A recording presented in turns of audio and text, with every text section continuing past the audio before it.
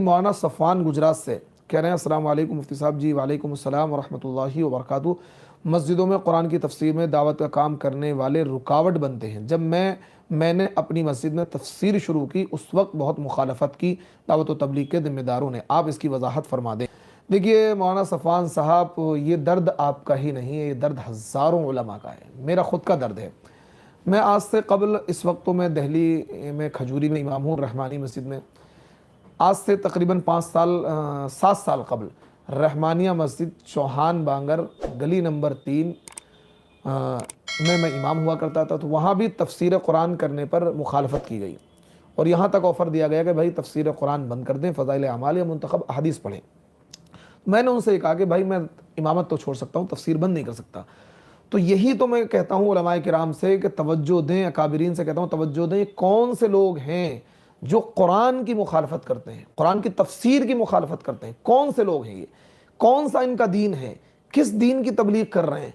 किस दीन को दुनिया में नाफिज करना चाहते हैं? ये कौन लोग हैं? किस फ़िरक़े से इनका ताल्लुक़ है?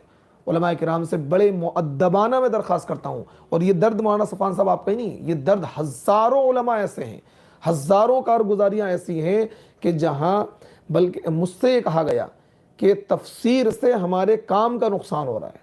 और ये जुमला मेरे कई सारे साथी हैं, कई सारे अहबाब ऐसे हैं जिनकी कारगुजारियाँ ये आ चुकी हैं कि जिनके साथ ये हादसा पेश आया है कि तफसीर कुरान करने पर उनको मस्जिद से हटाया गया है, या तफसीर कुरान करने से उनको रोका गया है, या तफसीर कुरान करने पर उनको ये कहा गया है कि इससे हमारे काम का नुकसान हो रहा है, या ये अल्फाज कहे जाते हैं कि तफसीर कुरान से इख्तिलाफ होता है, इस तरह की बात। यानी मैं कहता हूँ कि जो लोग कुरान की मुखालफत कर रहे हैं वो दीन की मुखालफत कर रहे हैं, वो शरीयत की मुखालफत कर रहे हैं और उनका ईमान ख़तरे में है, वो ईमान से खारिज हो सकते हैं इस तरह की बातें, इस तरह के जुमले कहकर।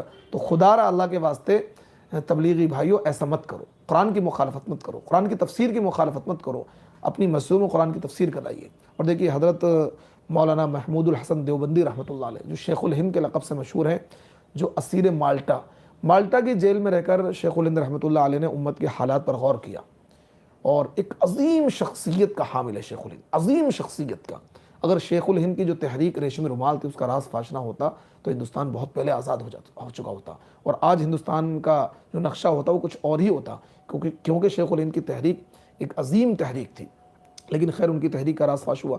शेखुल हिंद रहमतुल्लाह अलैह 3 साल माल्टा की जेल में रहे, बड़ा गौर किया, तदब्बुर किया मुसलमानों की पस्ती पर कि आज पूरी दुनिया में, क्योंकि खिलाफत उस्मानिया पर भी उस पर हमले थे। 1923 में खिलाफत उस्मानिया टूट गई, 1914 से 1919 तक फर्स्ट वर्ल्ड वार चला और पूरी दुनिया के हालात अजीब थे कि मुसलमान हर जगह सताए जा रहे हैं, मुसलमान पस्ती में जा रहे हैं, इन्हितात में जा रहे हैं, तनज़्ज़ुल में जा रहे हैं, मुसलमानों का मेयार गिर रहा है।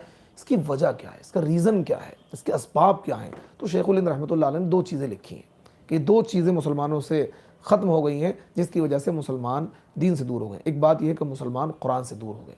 मुसलमानों को पता ही नहीं कि कुरान में अल्लाह ने क्या फरमाया है। सूरह फातिहा रोज़ाना पढ़ते हैं लेकिन ये नहीं पता कि सूरह फातिहा का मफ़हूम क्या है, सूरह फातिहा में अल्लाह का मुतालबा क्या है। सूरह बकरा पढ़ते हैं लेकिन ये नहीं पता सूरह बकरा में अल्लाह का मुतालबा क्या है। सूरतुल फलक और सूरतुल नास पढ़ते हैं लेकिन ये नहीं पता कि सूरतुल फलक और सूरतुल नास के अंदर अल्लाह ने क्या फरमाया है।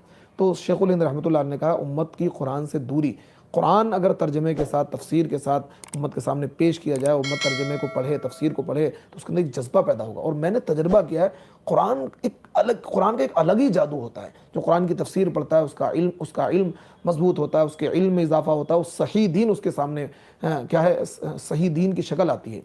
मैंने देखा बयान का वो असर नहीं होता है, तकरीर का वो असर नहीं होता है, वाज़ो नसीहत का वो असर नहीं होता जो कुरान की तफसीर का असर होता है।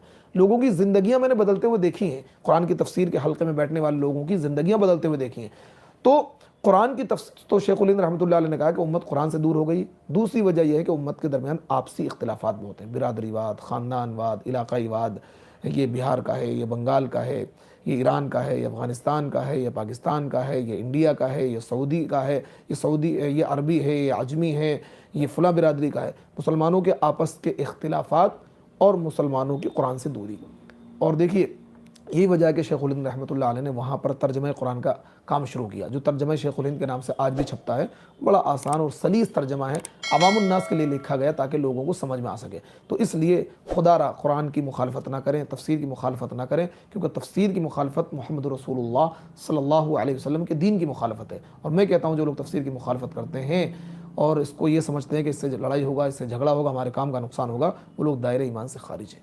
ان کو چاہیے توبہ کریں، تجدید ایمان کریں، تجدید نکاح کریں، وہ کیونکہ وہ قرآن کی مخالفت کر رہے ہیں۔ میرے نبی تو یہ ارشاد فرما رہے ہیں لن تضلوا بعدی، تم ہرگز میرے بعد گمراہ نہیں ہوگے، ان تمسکتم بہما القرآن و سنت رسولی، کہ اگر تم قرآن اور اللہ کے نبی کی سنت اور اللہ کے نبی کی تعلیمات کو مضبوطی سے تھام لوگے تو گمراہ نہیں ہوگے۔ اور یہ قرآن کی مخالفت کر رہے ہیں، نبی کے فرمان کی مخالفت کر رہے ہیں۔ تو اس لیے خدا را اللہ کے واسطے تبلیغی بھائی ایسا نہ کریں، اگر آپ ایسا کریں گے تو آپ کا ایمان بھی خطرے میں پڑا ہوا ہے۔